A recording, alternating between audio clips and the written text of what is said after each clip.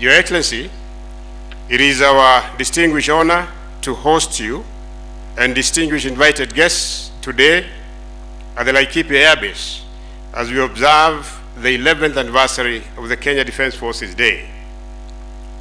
We are indeed grateful and conscious of the fact that Your Excellency has graced this occasion in the midst of your very busy schedule as you continue to structure your new administration.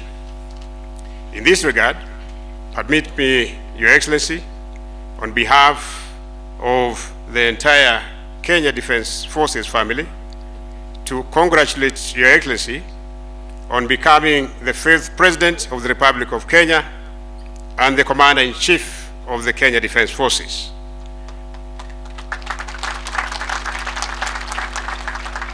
We commit to serve under your command with dedication and fidelity in the fulfillment of the KDF constitutional mandate of defense and protection of Kenya's territorial integrity and sovereignty. Whereas this day marks a solemn occasion on which we celebrate the gallant Kenyan officers and service members who have paid the ultimate price while serving our great nation, we also pay tribute to those who served alongside them and suffered the scars of war, and not forgetting dear families who survived them. Indeed, the essence, valor, and strength of every KDF soldier is anchored in the support of families who are the backbone of our very existence. Your Excellency, the families of our gallant officers and soldiers, whom we salute today, have made great contributions, and we recognize this contribution as one of generating KDF's fighting power. To serving and veteran soldiers and officers, we in service reaffirm our commitment to your well-being through the established welfare framework under the Defense Compensation and Welfare Services and the ongoing establishment of the Veteran Affairs Directorate following the enactment of the Military Veteran Act of 2022. In defending the country against external aggression, KDF troops have robustly continued to undertake counter-terrorism operations within and beyond our borders, which has significantly degraded the Al-Shabaab menace. In all KDF deployments, we continue also to carry out humanitarian civic action in support of local communities as part of humanitarian civic action. In the past year, in countries of Baringo, Laikipia, Samburu, and Marsabit, we have done a lot of dams, including water ponds and boreholes. KDF has, within the multi-agency framework, delivered on its mandate of assisting and cooperating with MDAs towards the provision of services to the Kenyan people. In addition, in response to climate change, KDF, through the Environmental Soldier Program, established in 2008, continues to partner with other stakeholders in afforestation efforts and tree planting across the country. As we mark this day, we assure the Kenyan people of KDF's commitment to the defense and protection of our motherland, as this is our sacred duty and calling. It is now my duty and honor to humbly request Your Excellency to address the officers, service members, military families, and invited guests. Your Excellency, sir.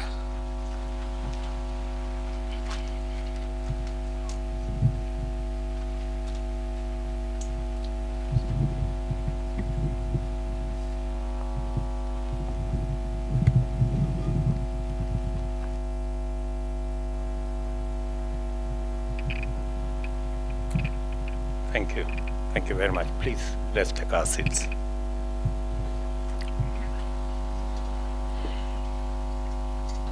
Distinguished guests, ladies and gentlemen, it is my distinguished honor to join you today to observe the 11th anniversary of the KDF Day.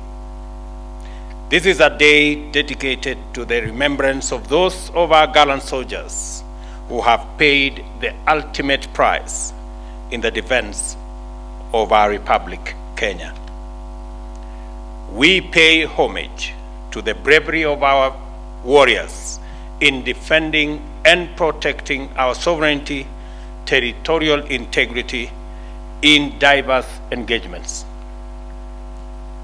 As Commander-in-Chief, I note with approval that the theme of this year's KDF Day is, and I quote, soldier-centric approaches towards the upscaling of mission readiness.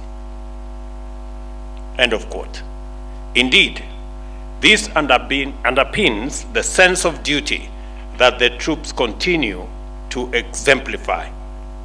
Our freedom and sovereignty are hard-won products of great sacrifice that we must always guard with utmost vigilance in honor of those who sacrifice for it and in order for us to achieve sustainable development. Our territorial integrity relies on our defense forces, and its members must therefore always be prepared for every exigency with the requisite tools, capabilities, and motivation. The tip of the nation's spear has always been and will always remain our troops, be they on land, in air, or at sea. The government commits, and the government commitments in this regard will remain paramount, and we will continue to invest in our men and women in uniform through the provision of training and education, complemented by the acquisition of relevant weapon systems, equipment, and guaranteeing access to medical care that is holistic, that is reliable, and effective. The KDF must remain thoroughly professional in order to secure the nation against all threats by offering credible deterrence and also stay robust enough to engage any threat to Kenya's national security and interests. Having been recently briefed on aspects of research and development undertaken by the KDF, some of which were showcased at the just concluded Nairobi International Trade Fair, I look forward to seeing more innovations from the military family. It is desirable that the solutions out of your laboratories and workshops are not exclusively focused on defense and security. I urge you to also seek to address human security needs of the citizenry, like food security and affordable housing. Indeed, the broader national purposes of our public service, insofar as they apply to defense forces, should find robust expression in the work that our gallant men and women in uniform undertake. I am delighted to observe that you have seized the opportunity of engaging with the citizenry as a platform to articulate our collective aspirations and give the best expression to our national values and principles of governance. Sustainable development being our ultimate principle of governance, it is encouraging that you continue to explore ways of lending a hand to the greater national effort. Significantly, ladies and gentlemen, Kenya needs to take steps towards self-sufficiency in simple defense articles, apparels, and food. In fact, appropriate degree of military industrialization has spurred the growth of the civilian industry in other jurisdictions. Kenya thus needs to follow international best practice to achieve this desired self-sufficiency. I note also the secondary role the KDF has undertaken in support of other state agencies in disaster response, humanitarian support, and inter-community peace building. This is yet another chance for our forces to practice its magnificent tradition of articulating our values. Our soldiers embody national security and inspire confidence. Your participation at the core of efforts to solve human problems and respond to citizen needs entrench your capacity to touch hearts and to encourage people. Ladies and gentlemen, Kenya is committed to international as well as regional peace and security, as it is the only guarantor of amicable coexistence and regional economic growth. Our forces continue to be called upon by the African Union and United Nations to augment peace support operations in Africa and beyond. And I have had a conversation with the leadership of our KDF to expand our efforts in peacekeeping across the globe. Some of the sacrifices of our soldiers, therefore, are not confined to our immediate borders. The legacy of Kenyan peacekeepers has been appreciated as far away as West Africa. We are proud of your achievements as Kenya's unique ambassadors and proud champions of the Kenyan winning way.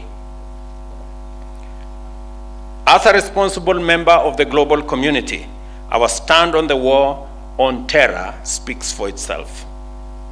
For this reason, KDF is in Somalia, having been invited among other nations to support the United Nations and the African Union Transition Mission in Somalia, formerly AMISOM. This contribution supports the efforts of the international community in pursuing peace in the Horn of Africa. Ladies and gentlemen, the welfare of soldiers and their families is a priority. I therefore appreciate the establishment of the various KDF regional hospitals in order to bring closer the requisite preventive and curative health to families and veterans. This initiative saves costly and lengthy trips to Nairobi for treatment. Ladies and gentlemen, as I conclude, I take this opportunity to rally our distinguished citizens to maintain the noble tradition of honoring the service of all our men and women in uniform, and in appreciating the heroic sacrifices they are called upon to make for us to live in peace and in freedom. We must renew our commitment to do our part in doing all we can and do it right. Let selfless service define the work we all do for our country, regardless of whether we are soldiers or otherwise engaged. In any case, Kenya is the collective project of 50 million Kenyans, citizens doing their bit, our men in uniform doing their part, and the people in the executive, in the legislature, and in the judiciary playing their role. We must perceive our daily duties, whatever form they take, as contributing to the broader collective endeavor in pursuit of sustainable development, and apply ourselves accordingly.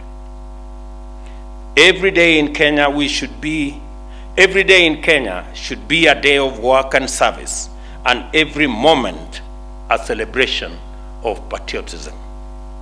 I further commend the spouses of our service members who remain at home, holding fort as their loved ones are away on deployment. Their work is silent, away from sight, with absolute loyalty and dedication to keep families together, thereby sustaining an indispensable support network to our officers.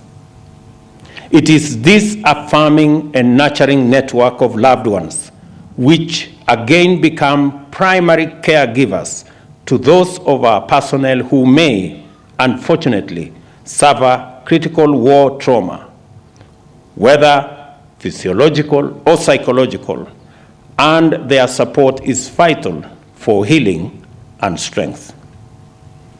We do not take this outstanding form of selfless national service for granted. And on behalf of a grateful nation, I appreciate you and I thank you.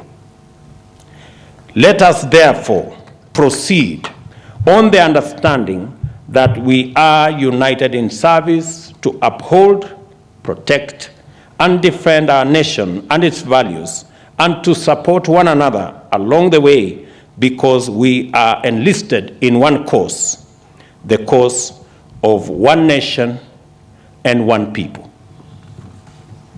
Finally, I am grateful to the Almighty God for this day, and I wish you His blessings as you travel back to your respective homes. May God always bless our defense forces, and may God bless our beloved nation, Kenya. Asanteni sana.